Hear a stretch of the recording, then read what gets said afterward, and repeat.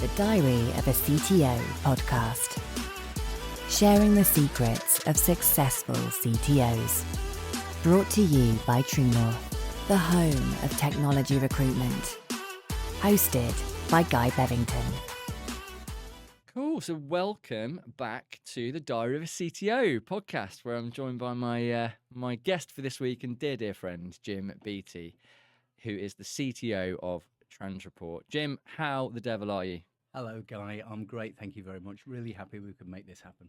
Good man. And me. Yeah, I'm really happy. It's feels like it's been a while since we've been talking about it, since we first met over that romantic plate of sushi all that time ago, and great that we got to today and we've managed to align diaries. So good to have you here. So I wanted to bring that up, actually. So I've been out with you twice. We've had sushi, oysters, caviar, and Wagyu beef. What's on the menu today? Beers. Cheers. All right. I was going to say, I think we've had to have this conversation. I just want to manage expectations. That not all of my clients get this royal treatment, Jim. It's definitely something I reserve just for you. I'm sorry that I might have landed you in it there. But on the other hand, I feel like you might have got me where you want me, and from now on, it's just going to be a beer. Yeah, that's it. We're off to Burger King. Yeah. But no, it's great to have you here, mate. And well, as glad as I am to have you here, I'm even more excited to be joined by your faithful companion Douglas, who's under the table at the moment and loving life. Your bulldog buddy. Yeah, he's great, isn't he? So we got the train here. It's not possible to get a train with Douglas without making friends with people, but It was hard enough, wasn't it, to just get from where we were before to the studio. Absolutely, yeah. He's a people magnet, but understandably, beautiful dog. So cool, good. We digress, but yeah, let's get into it then. So Transreport, really interesting business. I'm sure you'll go into tell us much more about the great services you guys offer. But as I understand it, you guys are building a really innovative platform, helping people with disabilities go from bed to sunbed, right? Which let's face it, is an awesome mission and something all of us can get behind. So top work. And prior to this, you've had a number of other key technical leadership positions where you've been very early on into companies like Just Eat, for example, and also leadership roles at places like Time Out. You've also created your own startup, and you've had several successful exits. So yeah, just genuinely really keen to pick your brains today and hear a bit more about your journey. So I'd love to hear a bit more from you. Tell me a bit about you. How did it all get started in the world of tech, and we'll go from there. Well, Guy, thank you very much. You're too kind. I wouldn't describe myself like that, but it almost didn't happen with technology. So I grew up in the Isle of Man, right? It's quite a boring place to grow up. It's a beautiful place, but as a teenager, there's not a lot going on. Yeah, I can imagine. My passion was dance music. So I chose, wisely or unwisely, to go to Manchester University. Manchester Uni is the place where they invented the computer. I did not know that. Well, that's a bit of a flex. So it's a good place to go to university if you want to do computer science. Unfortunately, Manchester is also like the mecca for music. At the time, it was all about Oasis and M People, but there was this other scene blowing up, which was the Hacienda house music scene. And that was my real passion. So I went to Manchester University, did okay in my degree, but I kept getting distracted by this thing called nightclubs. Don't we all? And as a sort of budding DJ, there were loads of opportunities to DJ, right? So I couldn't get a gig in the Isle of Man. But when I went to Manchester, I could. So I actually took a year out in the middle of my degree.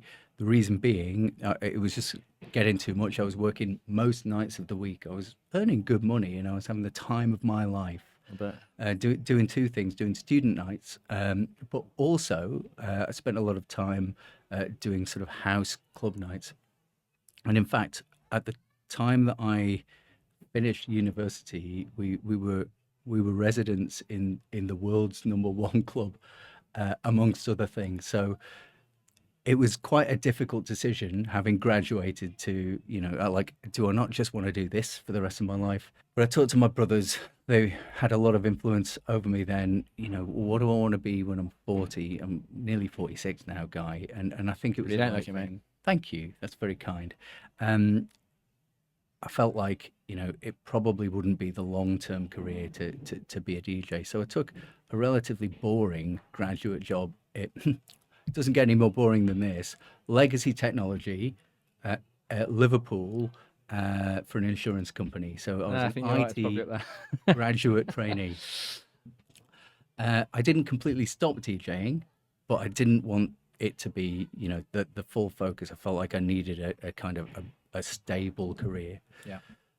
I did okay, to be fair. So after 3 years, I was a tech lead. But the thing is, on legacy technology, you're a tech lead and you're managing people that are 50 and you're 25, and they've got 25 years of experience doing what you do. Super cynical. And I was quite green then. You can imagine you can just picture it, can't you? It's a bit of a nightmare. So I needed to move in my technology career, and I went into QA, which is maybe a bit of a strange one, but the reason for it was I was earning this amount of money, and when you're in your early 20s, the amount of money you earn is actually quite important to your lifestyle. Absolutely. You can't earn a lot less money and have the same lifestyle as a percentage. Yeah. So I got into QA, and the idea behind the QA was I know about testing. I've been doing a lot of like big integrated testing projects with people in India, but I also knew that the general idea was to push software more quickly. So test automation was starting to come out, and I thought I've got an opportunity here to get further up the food chain rather than it being like the classic waterfall testing at the end, holding everything up. How do we get automated testing earlier in the process and get the quality right for whatever it needs to be as quickly as possible? So that was the kind of the tech journey, but at the same time the DJing kept getting better. It was blowing up. So we had a tour on the east coast of the United States.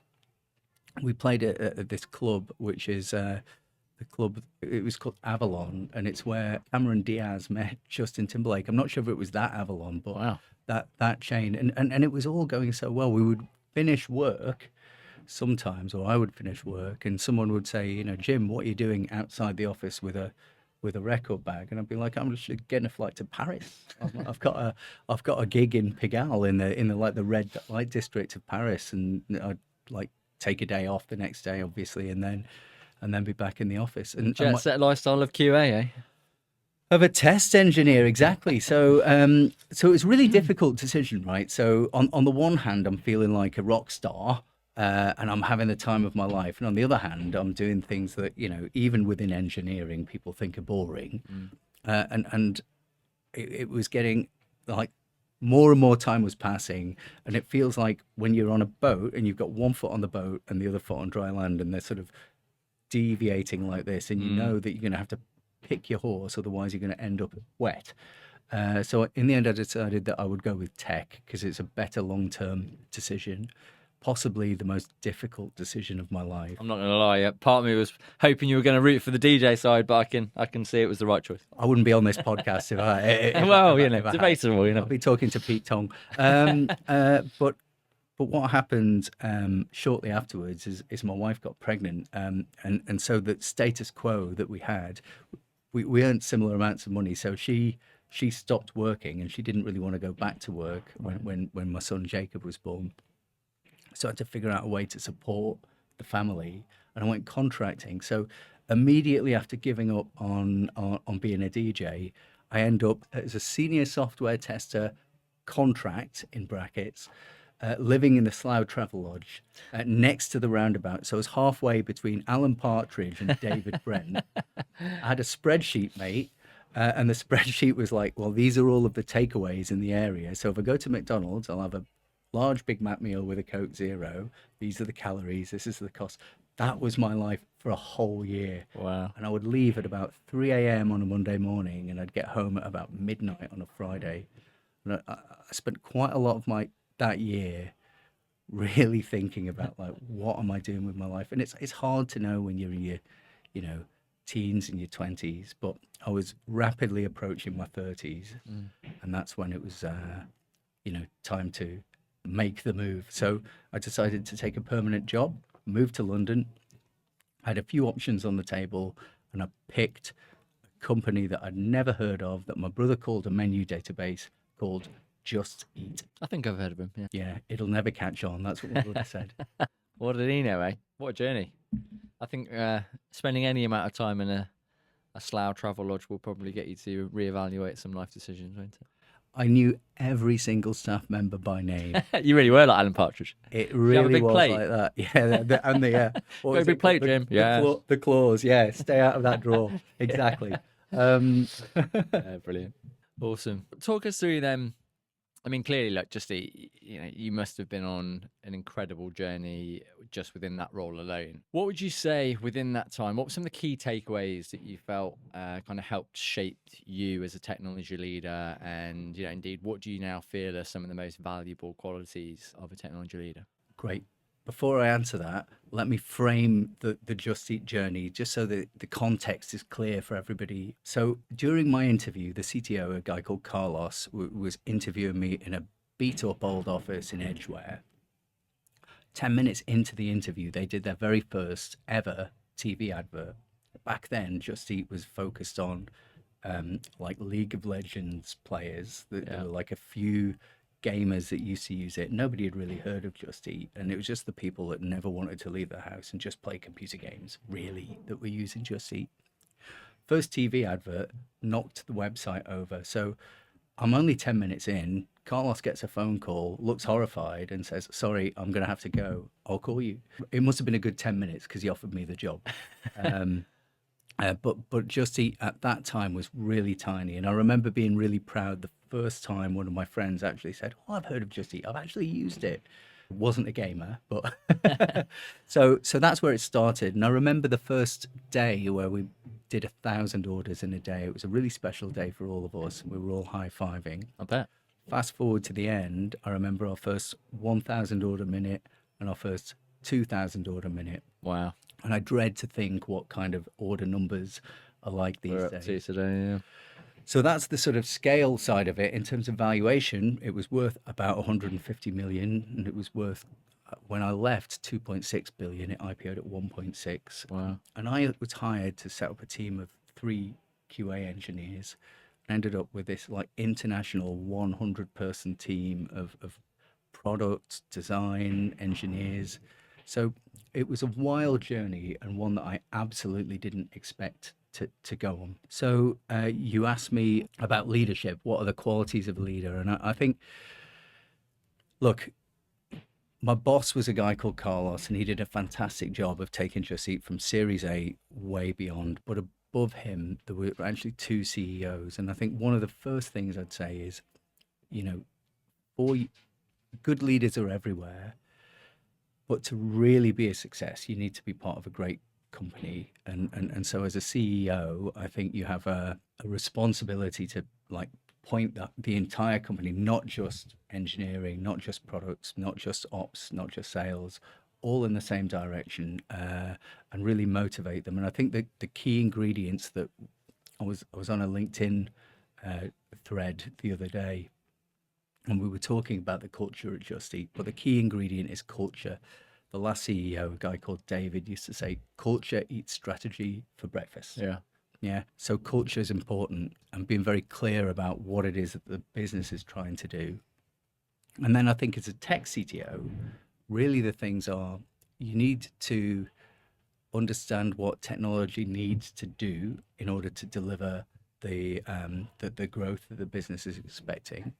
You need to be able to then look at where you are as a technology organization and like frame how to get to the next step.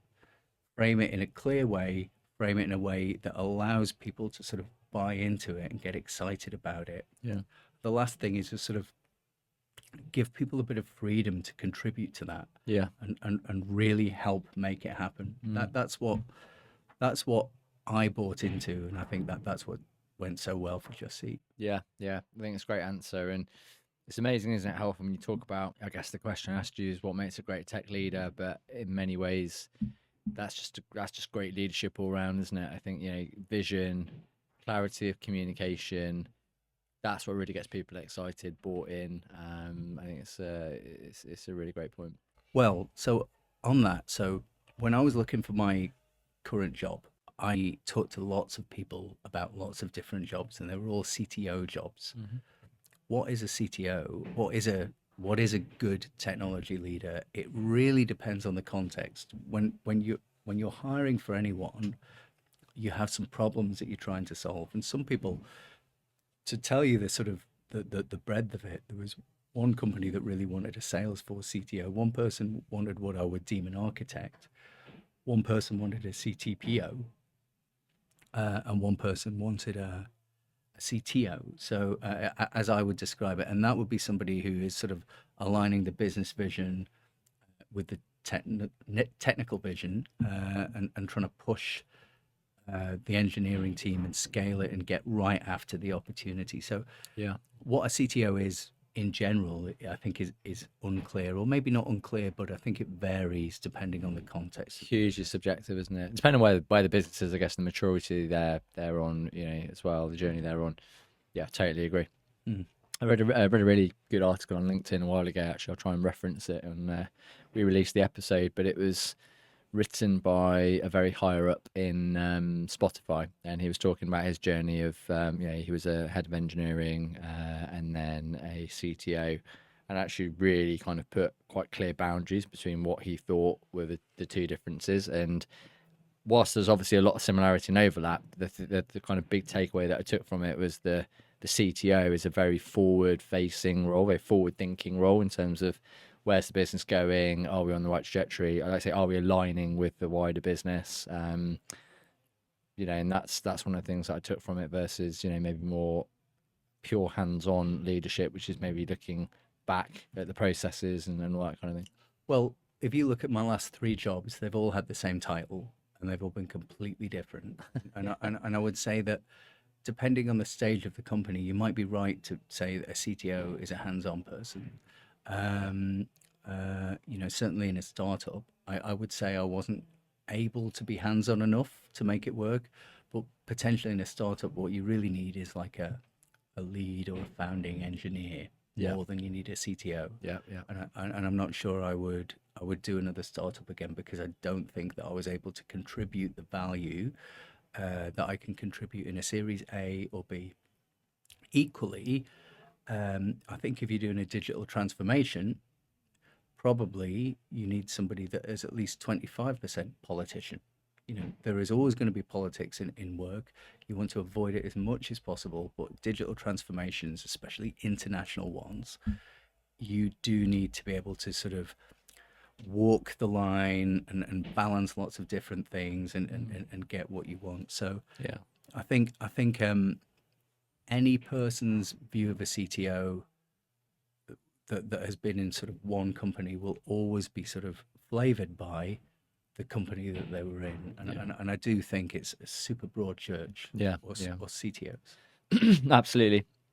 I think it's possibly the most subjective title in tech. Certainly when I recruit for a CTO with a client, so much of that process is focused in on, before we go to market, let's really understand where the business is and the day to day, because depending on the maturity of the business, like we said, it can vary massively. But the piece you spoke a little bit there about the culture element of just eat clearly. It's a real poster child, isn't it, for a tech scale up that's got it really right. I'm sure obviously it was a tumultuous journey, like with a lot of startup scale up businesses, but in the same breath, from where the business is today, from where you joined it, clearly you've got something really right there around the culture. So be interested to pick your brains a little bit more around that. What would you say?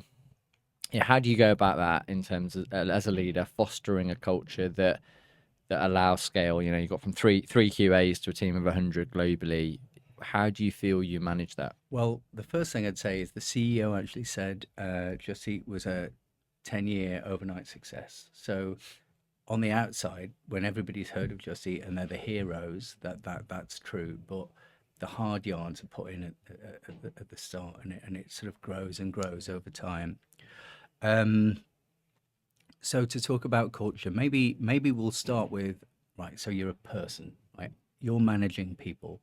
What is it that people need to feel like they're giving their best. And I think there's a guy called Daniel Pink. He says it's purpose, mastery, and autonomy. Have you heard that Big before? fan. Yeah, absolutely. Yeah. So what's purpose? Purpose is about lining people's hearts and minds up around a goal, and being able to, you know, clearly link the work that they're doing as a leader. My job is to clearly link the work that they're doing to the goal. In fact, I've been doing a lot of that literally today in the office. Mastery is about feeling like you're able to deliver the things. You know your craft. You're excellent at it. And you're not sort of feeling out of your depth and things like that. And autonomy is about, as a leader, getting out of the way.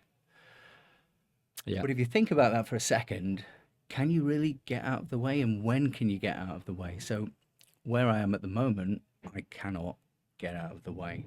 And now I want to create that team, that dynamic, that bottom up approach. But where we are, we're just too early in the journey, and it was the same with Just Eat too. So I was thinking, you know, what are the things that you need to be in place before you can create that thing with the real top spin? I think the first thing is you need enough technology and automation to deliver rapid, confident change every time. So as an engineer, I know that my ideas, when I translate them into code, they work, they're going to work at scale, and I don't have to worry about it. Because where we are at the moment, we don't have enough automated tests, we don't have enough platform observability, easy for me to say, monitoring, alerting, and playbooks for what happens if something goes wrong. Yeah. For us to be able to say we've got rapid, confident change. So what we're working on at the moment is confident change. Yeah. Now that's like several steps away from, you know, autonomous, you know, purpose, mastery, and autonomy. You know, we're just not there yet, Yeah. but we will be. So in terms of fostering the culture, it's important to sort of take those themes, but at the same time, you know, right now I'm a bit of a dictator, you know, like a friendly one, or one that's motivating people. But these are the building blocks that we simply have to put in place Yeah. before we move forwards. The second thing in terms of culture is that you need an architecture that supports being able to pour in engineers and scale. I'm talking about the preconditions, and we'll continue to until we get to the point where we can really get on the dance floor and start talking about the fun stuff. So the architecture needs to be one where more and more engineers can be added to it without crashing into each other and creating bottlenecks. It's really frustrating. And that's like project dependency bottlenecks, and that's things like merge and release bottlenecks. So they're the two main ones, and you have to solve those problems before you're ready to create the culture. And then I think the most important ingredient to creating a good culture is the raw ingredient themselves, people. So if you want to be a CTO, you will never be a success if you cannot hire great people. Yeah. So what we did at Just Eat is we thought, what are the things that make not a great engineer, but the kind of engineer that we want to work with, the kind of engineer that's aligned with what we think. Yeah. So we had to write those down, and we had to create processes that meant that almost all the time when we hired somebody, we knew that they were the right kind of fit for us, which means rejecting a lot of people. And then it means having a really clear probation period, clear objectives, and the right controls and support in place to validate that they are the right people. Because the one thing that's going to kill culture is assholes. You can't have them. Yeah. And then maybe the last ingredient is a blameless culture. So if you accept that the things that scale ups do are hard, it's very easy to get into that sort of siloed way of thinking. And when you're siloed, then what you're really saying is, you know, well, I've been a success. It's the other guy or the other girl that's caused it to fail. Yeah. And that doesn't move you collectively forwards, right? So you need to find a culture or define a culture and make sure that that's right, and understood, where everybody is pointing in the same direction and you're not worried that, making a mistake, is going to blow up in your face. The key is not making a mistake. It's not repeating mistakes. Yes. That's the thing. Yeah. Yeah. So if you've got all of that, then it's time to start creating the magic. And I'll tell you a story from Just Eat, which I really love. And it's what made the team that I managed at the end, international product development, so good. So we were growing and we were international, which differs from the UK platform insofar as lots of different customers, and they haven't won the market yet. Some of them had, but the majority of them were competing with the likes of Food Panda or whoever. Ooh, still can't say Food Panda without wanting to, have a fight. So what our job was to help the company grow. And what we had were our company metrics and our company goals, and then a bunch of engineers and product people. And what we thought we'd do different to the UK team is think about, like, how do you grow, right? So you've got customers coming into the website, but a customer can be differentiated by first-time customers, which is the work that marketing does, right? At the end of the day, everybody uses your service for the first time once. And the way e-commerce works, you spend a bunch of money on getting people to go to the website, and then it's about whether or not they convert and whether they turn into customers. Yeah. So that's important. And then everybody else is a repeat customer. So that's about when you come back and we know it's, oh, look, guys come back. We need to provide you with a better experience based on what we know about you. We know what you've ordered before. We know where you are now. We know your safe credit card. So how do we make that experience as good as it can be? Yeah. And until then, we've been thinking about the teams in terms of app teams. So an iOS team, an Android team, and a web team. We changed it. And then we said we were going to be a first-time customer ordering team and a repeat customer ordering team. So those teams need everything they need to be able to execute on a plan. So they need product, they need design, they need mobile developers, web developers, and API developers. And we actually had two broadly similar sized teams doing first-time customer and repeat customer. Right. So that's the first thing. Then the second thing is, how are we going to measure you? And what we said was, first-time customer ordering team have the metric that they are really interested in, which is conversion of first-time customers. Yeah.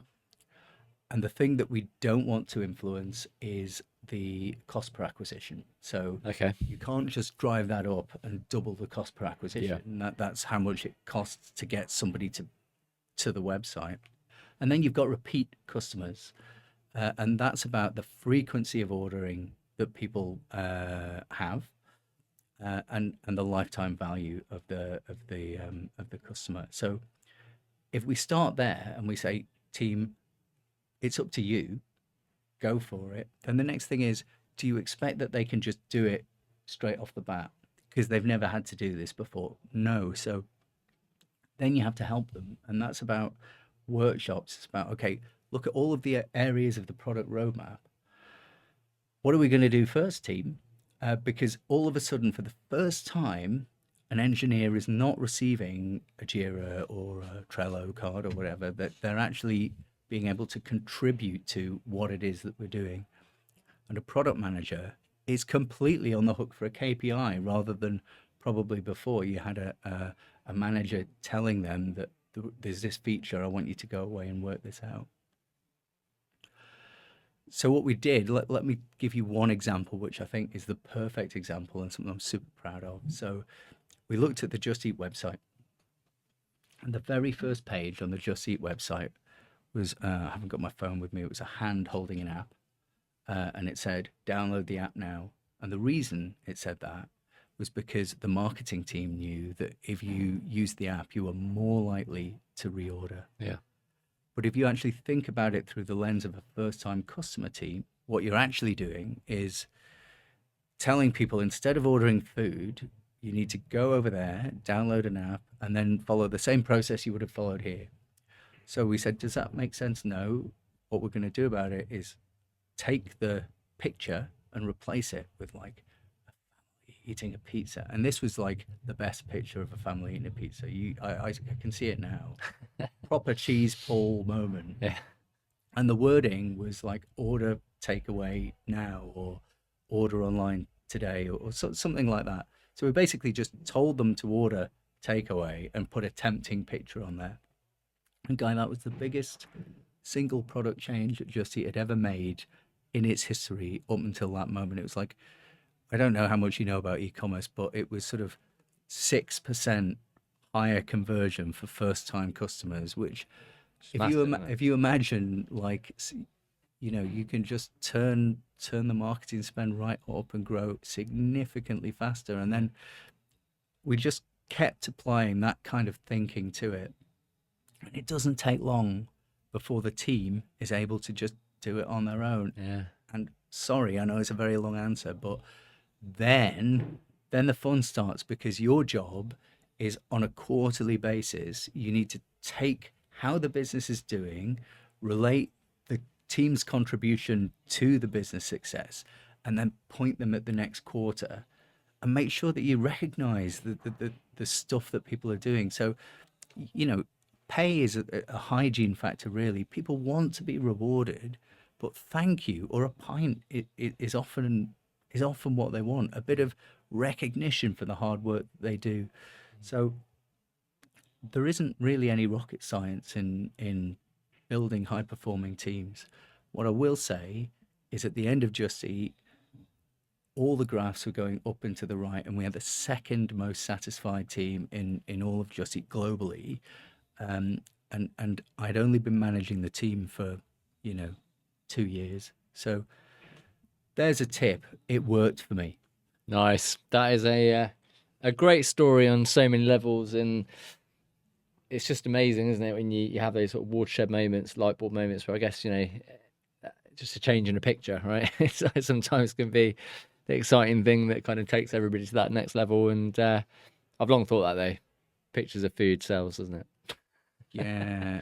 Honestly, there's a funny story there as well. Maybe just to sort of balance it, we did a hackathon, and during the hackathon, one of the teams did an AI, like an upsell algorithm. So the idea was, we want to increase our average order value, and the way we're going to do that is to figure out, based on the dishes you're ordering, what we should upsell in addition to that. And the guy spent ages on it. It was back in the day when, this was AI was a thing, but most companies weren't doing it. It was like proper R&D back then. They spent days on it, and then when they came back to present it, you'll never guess what they found. What? Everybody wants chips and a drink. So 2 days of 2 days of like really long hours of a big team of people, and they really went for it. But it goes to show, it's not always about the hardcore engineering. Sometimes you just need to take a step back and think about, just think about it logically. Common sense, right? Yeah, absolutely. Nice. Okay, well, look, that is, as I say, incredible story, and I think a lot shared there about, why you were very successful in that role. I just realised, actually, as an aside, this is one of my happiest moments on the podcast, because I can actually hear Douglas snoring. Can you? Really? The dulcet through my headphones. Welcome to my world, mate. No, it's awesome. So you moved on from Just Eat. You went to Time Out, another obviously very well-known, revered brand in the public eye. Talk us through a little bit about there. Any key learnings that came out of that role? Anything you did maybe differently there to your time at Just Eat? What was the story? Well, so this is the diary of a CTO, and it is for aspiring CTOs. So I'll be honest. So nothing really prepares you for your first executive job. And to say that Time Out and Just Eat were different would be an understatement. So Just Eat, scale up, Time Out, digital transformation. What does that mean? It means there is a legacy business. It's got a fantastic brand, but a new leadership team, and they're there to revolutionize the business, to drive it in a new direction. But there's also a company, and that company has been there for a long time. And it's not the first leadership team that's tried to do this. And then it's an international one, which means that there are competing little businesses.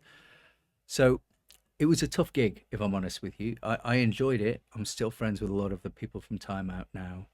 But just there were so many competing priorities and agendas that it was more like being thrust into Game of Thrones than being a technology leader. And that was hard yards for me, actually.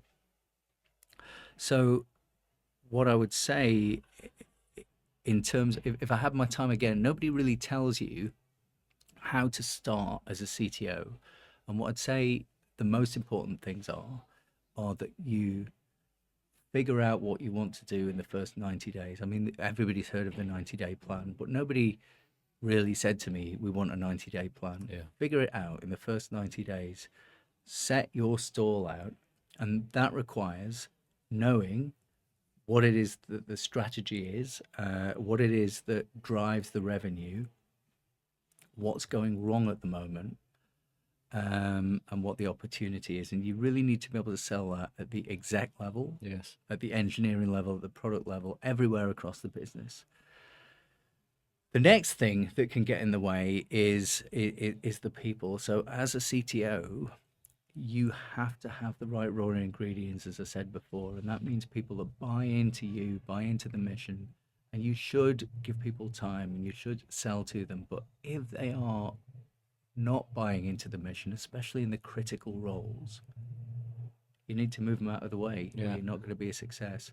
So one of the things that happened to me at Leisure, at Leisure, was I was sort of hired in, and they said, yeah, but these are the people that are protected, and it's going to be a hard slog if that's the case. Yeah. You're gonna have to work hard, and it's not impossible. It wasn't at Leisure, but you had to work around the core. And if you're like leading technology, then it's much better if you can just get everybody marching in the same direction. Yeah.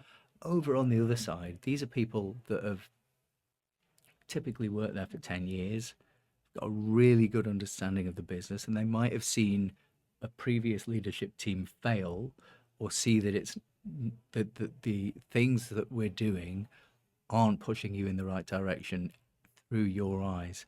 So it's not as though that the people are like bad. They're not bad at all. They're doing their best and they're pushing in a direction, but we all have to be pushing in the same direction to be a success. So yeah, as I say, clear 90-day plan.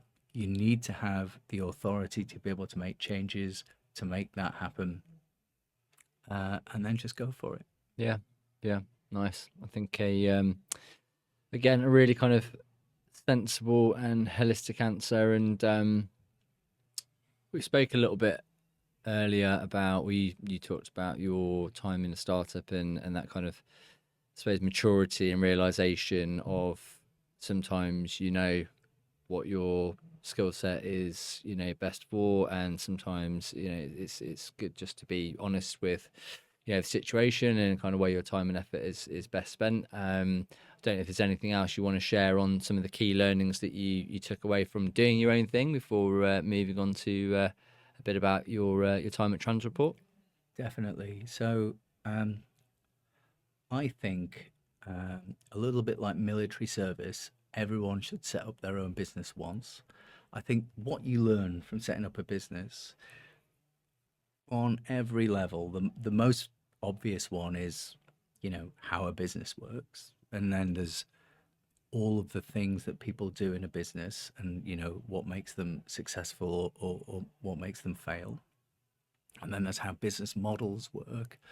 And then there's how finances work, how to raise money, what to do when you're running out of money. There's so much good stuff to learn. It's like living dog years, right? That it's really like long hours, and I remember everything really clearly. I think if I were being honest with myself, at the time when I was leaving, I was in a position where, I don't think I wasn't contributing value, but a startup will get some investment and will have like really one shot to deliver something. It would be better for a startup, and I think me and my co-founder would agree, a founding engineer is probably a better fit than a CTO, because what I'm very good at, and I contribute tons of value, more value than I could ever contribute in a startup. However, in a startup, it's a bit like expecting a conductor to be great on the violin. They probably do know a bit of violin, and I know a bit of JavaScript. That's my violin. But I'm not a JavaScript engineer. I can't move us forward at the same pace that someone like that could. All of that being said, all of the kind of soft skills and things like that, and understanding what the perspectives of all the different people in the company are. I it's helped me so much in this job, and I would really recommend that people do it. The other thing I might say as a pro tip is don't do it in your 40s when you've got like teenagers. Probably one to do in your 20s. I totally agree with you. I think it's a really kind of shrewd observation. I think, irrespective of how a startup company does, we all know statistically most startup companies, for whatever reason, are just never going to get to probably where that initial vision was in the first place. But the journey you go on is the value, isn't it? That's the kind of the lessons you can then take away and implement and add to your toolkit. And I look at True North of I was part of a business where I was the very first employee into that business, and I kind of stress the word employee because that's kind of really, really what I ever felt like. Even though I was pretty influential in helping set up the business from a business traction and success point of view, to going through that journey of setting something up on your own, and it is night and day in terms of just what you get out of that whole experience, and like you say, what you can then take away with you, irrespective whether the business ends up being a successful exit or whatever it may be. I wouldn't change it for the world, because what you can take away and have moving forward. So I think it's a great point. But it does bring us very nicely onto present day and some of the very exciting stuff that you guys are doing at Transreport. So talk us through a bit about your current role and the path that lies ahead for Transreport. Great. Okay. So I think you said earlier, Transreport is about getting disabled passengers from bed to sunbed, which is another way of saying all of the points along your journey, we want to be able to help you if you need assistance. We provide the technology for companies such as the UK rail network, but we're just about to launch our first airport, and we're in conversations with airlines. So loads of different companies globally, right? We've got a load of B2B customers, the businesses in Japan, all the way over to the UK, and we're talking to some really juicy, exciting airlines at the moment. Watch this space. Exciting stuff. So bed to sunbed really means that, and what we're trying to do really is provide as many boring, forgettable, unremarkable journeys for people that have an accessibility need. Because when you think about it, if you have a boring, unremarkable journey, that just means that it all just went smoothly. Yeah. And it didn't cause any stress. And at Transreport, we work very closely with steering groups of people that have lived experience in this. So I'm very lucky to spend time with people who can really talk with authority and help us shape our vision and our product. And some of the stories they tell are, that we take for granted, that when we get on a train, we just get on a train, get off the train. Yes. It's normal. But more things have to go into it, from the business side to make it smooth. And the impact of it not being smooth on customers can be awful. I mean, we are talking about one of the most vulnerable groups of society. So we're really proud with the social impact that we make. Yeah. We're a tech for good company, and we're on a real mission to put everybody's bed to some bed journey or anywhere in between to be as unremarkable as possible. So with that said, where are we and where are we going? So we've got a bunch of really top customers. We've got some technology that's well proven, right? We do millions of journeys a year just on the UK rail network. And the value that we create for train operators or for any of our other customers, we've just done some work on this, and it's huge. But the independence and one of my colleagues who has lived experience of travel with a disability was talking the other day about how she went to a show in London, and she spends a lot of time, obviously she works at Transreport, she spends a lot of time sort of traveling for work, but this one was about the family. It was about going to London, going to a show. She said she got quite emotional because it all just worked, and she almost for once saw it through the eyes of a customer. Yeah. And noticed that she didn't notice, and she's fantastic. I learn a lot from her. Yeah. And we work very closely together on a bunch of things. But it's quite a powerful story, that, and that's what we do. But we don't do it once. We do it like millions of times a year. So that's a great reason to get up in the morning, right? Absolutely. We've got a bunch of technology and we've got a bunch of ideas. So right now we're in lots of very interesting conversations. We've just made some big changes to the team. Remember I told you about the 90-day plan? Well, that is just behind us. And the team are feeling good about it. Recently, I've just taken on product and design as well. And over the last couple of days, we've been talking to our biggest customers and the product team, and there's a real feeling that something is going to happen in 2025. Soon, we're going to start recruiting. And you know what, Guy? You might be helping us with some of those vacancies. Oh, well, yeah. Would absolutely love to, of course. Yeah, so we will be recruiting soon. I think all of the ingredients are there. The leadership team is a great combination of experience and like that kind of entrepreneurial founder.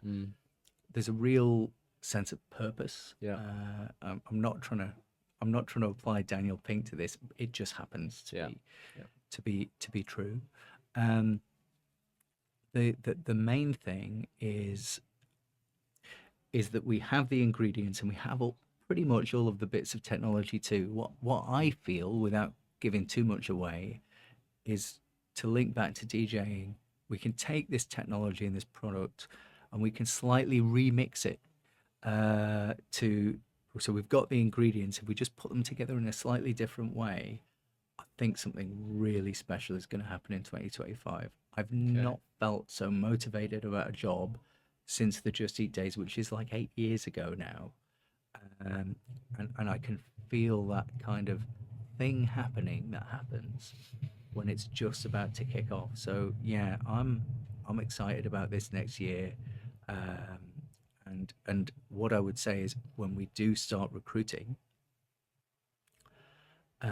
anybody who's interested in a job that happens to have lived experience, so some kind of disability. Now, it might be that you just broken a leg in the past, but needed assistance when you were traveling through airports and airlines, or it might be that you have a disability. Either one, you've got an unfair advantage if you work at Transreport, because you intuitively know things that we have to learn. So anybody who is interested, even before we open the vacancies, get in touch. Absolutely. Jim Beattie, Transreport, LinkedIn. Send me a message. Love to talk to you about your experiences. I'll put your link in the description. Don't worry about that. But Nice. no, it's great, mate. I mean, genuinely, like, you're passion and excitement's really palpable, and you kind of get a real sense that you know, you're obviously being really authentic and genuine about that. And I think that's just a great place to be, right? Kind of looking forward to hearing the remix. It sounds like you've got one headphone on and you've got the other headphone listening to the other beat, right? And that's wicked. But it's an interesting point you make, because I do think it's something we've noticed actually in the last, like, I mean, I've been in recruitment 16 years. And I've definitely noticed in the last like 3 or 4 years, and I think a lot of this has been exacerbated through the pandemic and COVID and that kind of thing, that people are massively more interested now. It used to be like 10 years ago, you'd just pick up the phone to an engineer, and the first thing they want to know is, what's the tech stack that company's using? Is it latest and greatest? Because, you know, if it's not, I'm not interested. And look, don't get me wrong, of course it's still important. People are interested in technology and they want to see it as development and a chance for them to continue to grow their skills. But one of the biggest things that we are now having conversations with around, which I'm really reassured by, is that people want to understand more about the business, about the mission of the business, the culture of the business. And those companies out there which are genuinely making a real positive social impact, I do feel have a competitive advantage now against a lot of other companies in the market that aren't, because it's something we're getting asked very regularly from people that have maybe left a very dry kind of financial services based business where all they're really doing day to day is making systems that make the company more money. They genuinely are coming to us to say, I would put a social impact business probably above all other applications I've got at the moment. And to your point about, you know, money being a hygiene factor, of course it's important, especially in the times we're all living in at the moment with a bit of a damp economy. It's certainly not the first thing. It's not the first conversation that we have, you know, when people are ranking their priorities on what they're looking for. And I think that's, you know, really positive in so many ways, that, you know, a lot of these companies that genuinely are going out there and doing some good in the world are going to have a very high likelihood of securing some of the best in class talent, especially when you work with great recruiters. And great CTOs. And great CTOs. So you got me thinking. So what do you think the ingredients are for you? So I think there's a purpose, mastery, and autonomy. Yeah. I think there is, you know, tech for good is a great thing, right? Being able to link what you do to a positive social impact, to a cause that you can get behind, is excellent. I do think that there's a commercial bit as well. I want to work in a successful company, but Yeah. what are the things for you that that you most see besides the social impact, of course, the money and things like that? Are things like tech stack still important? Is it about getting into AI? What do people want? Yeah, I think technology is important. You know, to your point earlier about one of your lesser interesting brownfield jobs in insurance, you know, I think, you know, of course, people want to be doing something where it's interesting work, right? As techies, you're never really going to get away from that.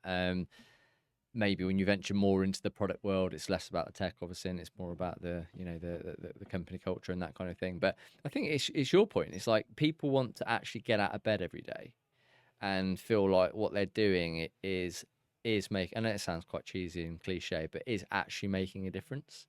If you're going to plow your time and effort into something all day, every day, and spend all those hours doing it, I think people are past the point of, you know, I'm just doing this for the money, or I'm doing it for, you know, whatever it may be. It's just a case that people really do want to feel that what they're doing. And I've had conversations with quite a few candidates over the last year or so where they'll actively take a pay cut. And I'm not suggesting, obviously, we need to always do this, because you want people to still keep their head above water. But they are saying to me, you know, I would take a pay cut to take a business which is doing something in this particular field. Some people are a bit more prescriptive around it and say that I'm actually really interested in getting into the world of biotech or drug discovery or whatever it may be, whereas others are like, actually, all I want is a form of social impact in the role, and it's really refreshing, right? It's a nice place to be. It's a nice place to have really authentic conversations with people, because, you know, rightly or wrongly, recruitment, I say rightly because in many ways it's done badly, but has a stigma that it's all about money. It's all about, you know, it's assumed that people are only going to move for money, and it's assumed that recruiters are only ever going to do something that's going to make them the most money. And I think I see that as a real opportunity for us to do the job differently, and hopefully we do it in a way where it's you're able to have kind of more authentic conversations about moving people from place A in their life to place B, and if place B is a happier place to be, then that's, to me, totally worthwhile. That's kind of why I get out of bed every day, right? I kind of see it like you've got three big decisions in life. You've got the job you do, the house you buy, and the person you love / marry, whatever it may be. And I think if you can help people, make one of those big decisions in the right way, then it's a hugely important thing. Love that, mate. Good. Thank you. I'm glad I got your approval. It means a lot to me.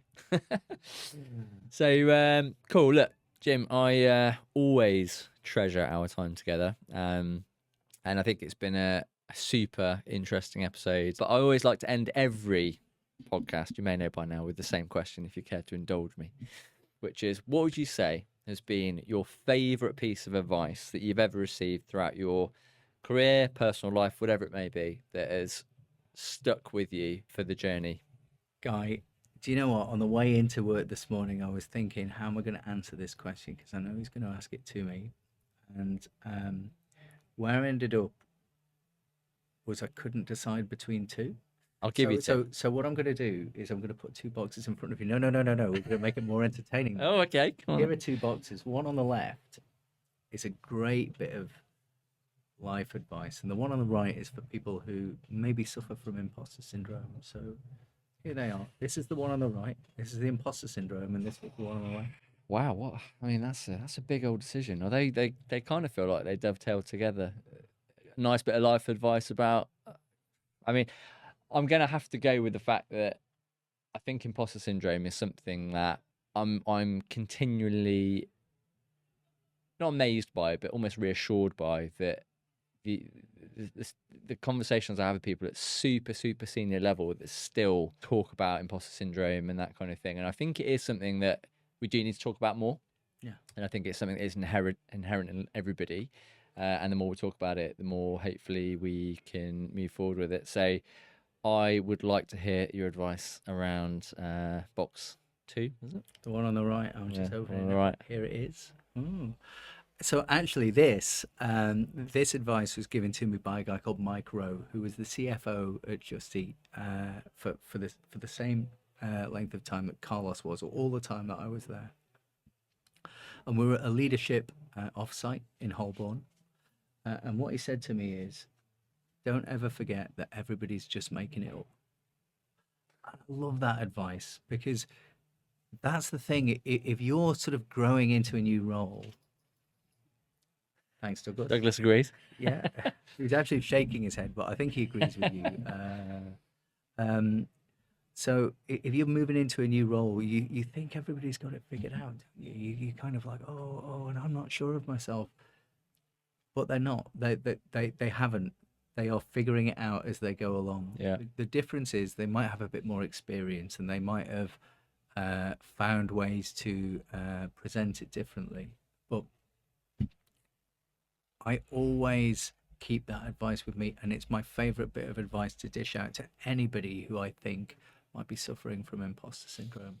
I like that. Really nice way to end the episode, and I totally agree with you as well. I think, just to caveat that, or not caveat, but maybe add on to it. I think very often in the world of business, what people are afraid of is judgment, and how people may judge them, whatever it may be. But I put the shoe on the other foot, and I think that, at the end of the day, if somebody is more experienced than you, very often, they, hopefully, if they're the right personality, the right person you kind of want to be doing business with, they empathize with you, right? Because they know the situation that you've been in. And I also look at it the other point of view. If I ever sit across the table from somebody that's lesser experienced than me, I never judge them. I never look at them, in a negative light, because I'm looking at it from a point of view. I was sat where you were sat once, and if you are the kind of person that judges somebody, rightly or wrongly, then you're probably not the kind of person you want to do business with anyway, right? So this is really interesting. So I'm like you. I when I see people who are struggling or looking nervous or whatever, I want to help them. That's naturally how I am, and I'm like that because for a lot of the time, I used to be like them. Maybe another bit of advice for people like that is like, why do you care about the judgment of that idiot? Just be yourself, because actually life's a lot better if you just follow your own path and don't worry about the judgment of others. Absolutely. The lion doth not concern himself with the opinions of sheep. Oof. What a way to finish. There we go. Boom, mic drop. Can't drop these, they're quite expensive, but you know what I mean. Metaphor.